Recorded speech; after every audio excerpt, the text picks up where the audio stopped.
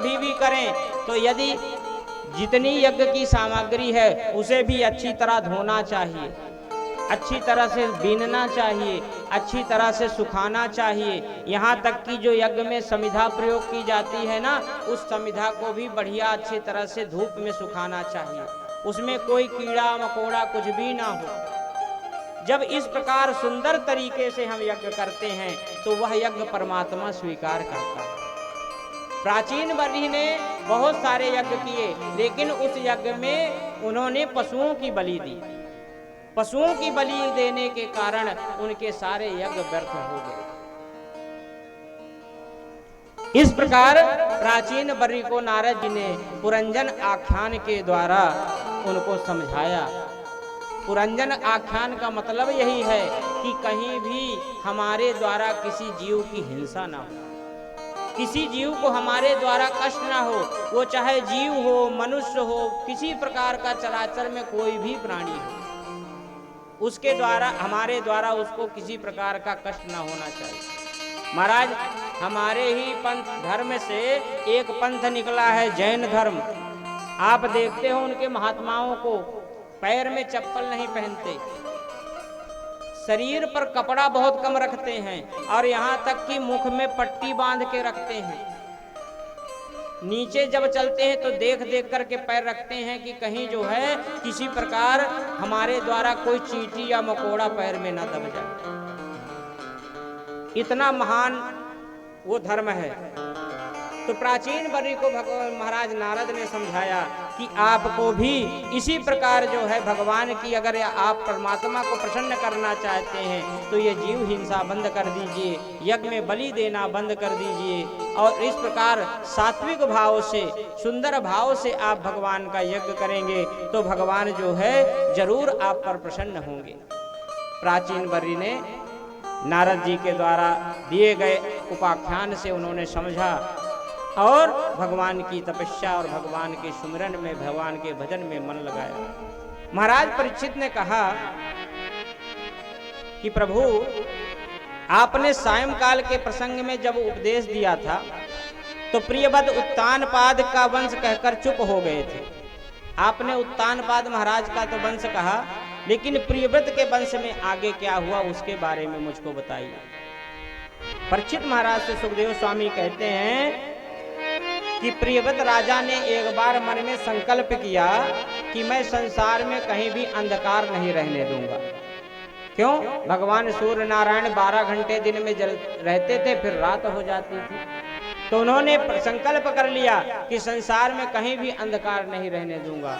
भगवान सूर्य नारायण के समान तेज वाला रथ उन्होंने प्राप्त किया, सूर्य के समान दिव्य रथ प्राप्त किया।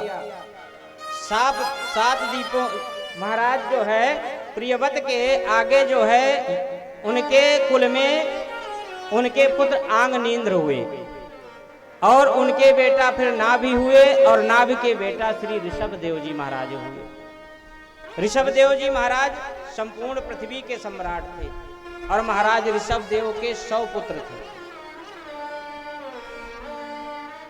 एक दिन उन्होंने अपने सभी पुत्रों को पास बुला करके बैठाया और सबको समझाने लगे कि एक बात बताओ, आपको भगवान ने ये जीवन किस लिए दिया है। ये बात हमारे समझने की है कि भगवान ने हमें ये जीवन किस लिए दिया है। आखिर पुत्रों ने कहा, महाराज हम सुबह उठते हैं, दिन नित्य क्रिया करके भगवान की संध्या आरती करते हैं, उसके बाद बाल भोग लेते हैं, दोपहर को राज्यसभा में जाते हैं, फिर वहां से आकर दोपहर का भोजन करते हैं, फिर रात्रि को भोजन करके सो जाते हैं। महाराज ऋषभ देव ने कहा कि ये बताओ कि क्या आपको भगवान ने इसीलिए सिर्फ ये तन दिया है मानव का कि आप सुबह उठो, भगवान की भोग संध्या आरती करो और उसके बाद बाल भोग, दोपहर का भोजन, रात्रि का भोजन करो और सो जाओ?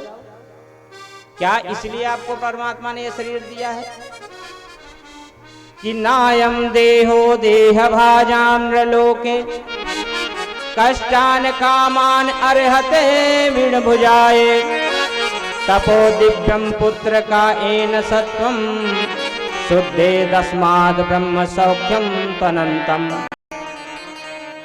हे पुत्रों, यह शरीर परमात्मा ने सिर्फ खाने पीने और सोने के लिए नहीं दिया, यह शरीर परमात्मा ने भजन करने के लिए दिया। अगर इस शरीर से परमात्मा का भजन ना हुआ, इस शरीर ने अपनी आत्मा का उद्धार नहीं किया, तो ये हमारा शरीर जो है मनुष्य का शरीर पाना ही व्यर्थ है।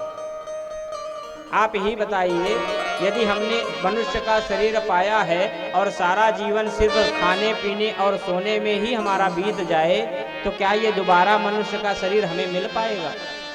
क्या दोबारा हम मनुष्य शरीर में आ पाएंगे? ऐसा संभव है? नहीं है। इसलिए भगवान का भजन करना, भगवान का सुमिरन करना, भगवान की भक्ति करना भी इस शरीर से जरूरी है। अगर भगवान का सुमिरन नहीं किया, भक्ति नहीं किया, तो ये शरीर हमारा बेकार है।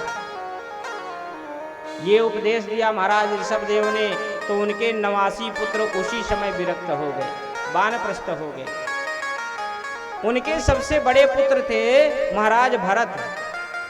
महाराज भरत ने काफी दिन तक राजपाट किया, तो बाद में जब देखा